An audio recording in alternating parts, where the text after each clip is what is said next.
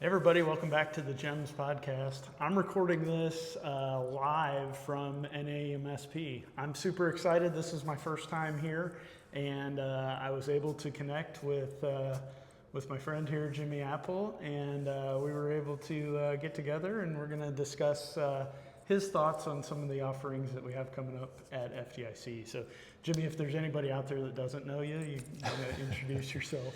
I'm Jimmy Apple, known as the EMS Avenger on social media, and I am a 20-year paramedic, most of it 911 now, currently do pediatric and neonatal critical care, and I am an online educator. Awesome. Well, thank you. And I reached out to him because I really value his opinion, and I like the way he comes off unfiltered, unscripted, and I wanted his true opinion of what he thought of what we put together for FDIC in 2026. So we are really hitting the gas when it comes to the EMS content that is going to be at FDIC in Indianapolis in April of 2026. We've got workshops that are running the entire week as opposed to just pre-conference stuff. We have Tom Bouthole coming to do his cardiology masterclass. Resuscitation Academy out of Maryland is doing a resuscitation class that Tom is also going to hang out and help them with. I'm really excited about that offering. Hand-Heavy is going to be there doing their pediatric provider as well as their new NROT course, so the newborn and obstetric resuscitation. We've got a group doing a point-of-care ultrasound course. That's a 4-hour hands-on course where you actually get hands-on probes, you get to scan folks, and then we've got a cadre of instructors for the rest of the week that, quite frankly, I'm really excited about. Several of them. So I sent the lineup to you a week or so ago, and I was like, hey, I just want you to take a look at this, chew on it a little bit, and give me your honest thoughts. So I'll be quiet. What do you think? I like the lineup, and I think it's a strong EMS lineup, and that's credit to you guys, because when I mentioned that I was doing this to a friend today and was considering going to FDIC, they were like, oh, are they holding that in the basement? And I was like, nope, they are featuring EMS this year and want to strongly put a spotlight on their EMS content, and I think you guys got a lot of winners in here. Not a lot of winners, they're all winners in here, but you have some really strong offerings here and some great people delivering this content. Well, thank you. I'm excited. Everybody can go online. I'll have links in here. You'll be able to take a look at the entire lineup. But we do really have some exciting folks that are coming to Indianapolis this year. What we've really wanted to do is take all the resources that are available in Indianapolis that put on that conference for 37,000 plus people every year, take those resources, channel that into some amazing EMS content, and I really feel like we pulled it off. So I'm excited. Yeah. The thing that I'm most excited about is the Resuscitation Academy. Resuscitation is the thing that I live and breathe for, and it dominates my content on social media, resuscitation practices. And I was activated into resuscitation by attending a Resuscitation Academy that it was put on by Tom Bouthole. It was the South Carolina Resuscitation Academy. And it was like, I once was blind and now I see. The first time that I heard about the impact of how you approach just CPR, how you approach ventilation, and actually learning a method to the madness. It was an incredible experience, and there are very few people who attend a Resuscitation Academy and don't walk out a changed person. Yeah, I'm just really excited. I've attended one of Tom's courses before, and he is so good at teaching the electrocardiogram and just does an amazing job at making it understandable and really able to digest that content. And then pairing that with the Resuscitation Academy, I'm really excited. And we've got a lot of resuscitation in this class between RA, Hand-Heavy. We've got, again, a point-of-care ultrasound, so a ton of stuff. And what I have to say, too, about attending Resuscitation Academy, especially the Train the Trainer series where you do CPR on those a high-tech Lairdals, be prepared to take the L, because you're going to do it the first time, and I'm just going to be blunt. The first time you see the feedback in your CPR, you're going to suck, and you're just going to be shocked to find out how badly you suck at CPR.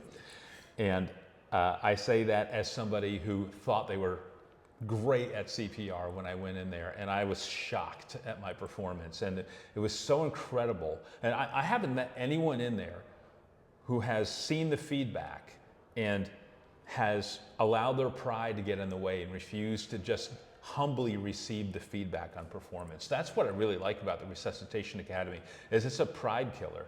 Like, no one goes in there and walks out with a big head. They walk out really, really glad to know where they could improve on their CPR. Yeah, absolutely. I mean, you don't know until you measure it, and that's what can really help you to sharpen that edge. And I'm really glad you said train the trainer, because I almost forgot to talk about Bob Page. He has some amazing offerings that he's doing at the conference. So not only is he doing a classroom session talking about his high performance ventilation course, he's putting on the high performance ventilation course 4 different times, and he's doing an instructor development course on that. So you can literally come to FDIC, take his 4-hour high performance ventilation. He's going to give you then 4 hours of instruction on how to teach it. You take that back to your department, and it's a force multiplier. And it's so important. Ventilating cardiac arrest is not just squeeze the bag. There is an art and a science and a fidelity involved in how you ventilate someone in cardiac arrest.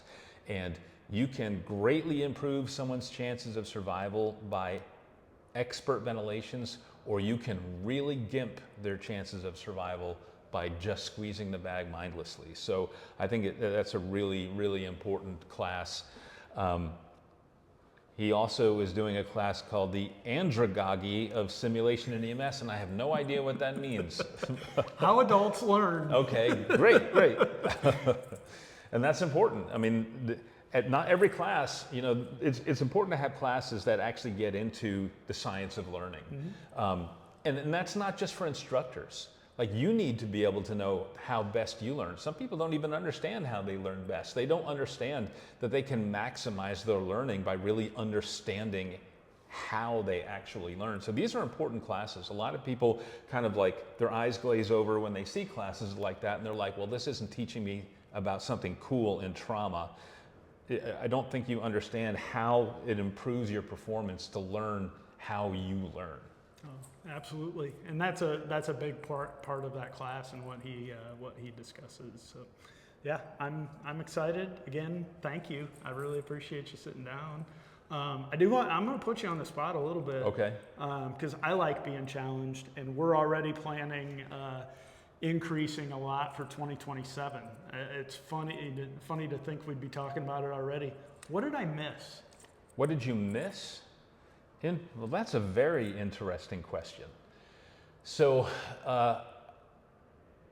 wow, what did you miss? Pediatrics? Not a lot of pediatrics in here. We could turn up the heat a little more on pediatrics. I think you turn the heat up on pediatrics.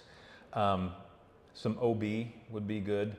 But pediatrics is a thing that I would crank up. And it's a thing that I'm on a soapbox on this year. Sure. My keynote this year is called Kids Are Little Adults. And we need a lot more, not necessarily pediatric content, right? Because the emergencies that pediatrics experience are not profoundly different from what adults do.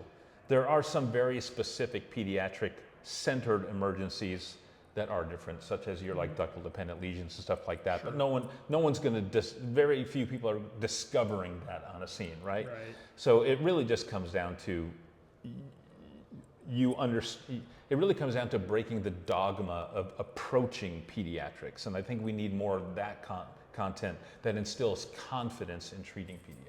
Yeah, I agree. I think we can definitely use some more pediatrics, and so it sounds like you're going to come teach in 27.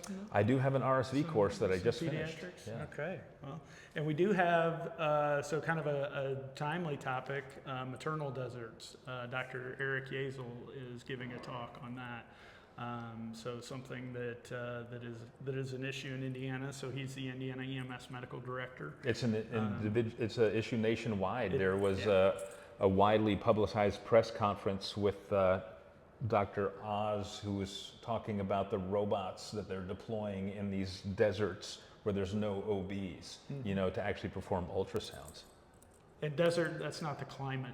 Right, That's where there's limited access to obstetric care. A bunch of pregnant women walking around seeing mirages. It's so hot. Yeah. Well, hey, thanks, Jimmy. I really appreciate it, and I am beyond excited to be at an AMSP for the first time.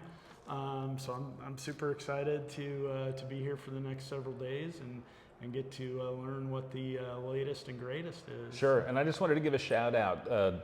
Christina Philpott has a couple of classes here, a friend of mine, and somebody I think is doing really good work, and so I'm glad she's getting the spotlight here, and you should come see her classes because she's a fantastic teacher. Yeah, I'm excited. She's got one on knowing the basics and aortic emergencies. Sweet. So two great classes, and she really is a rock star educator. And if I could highlight one of my personal favorites here is also is critical care, not just transfers.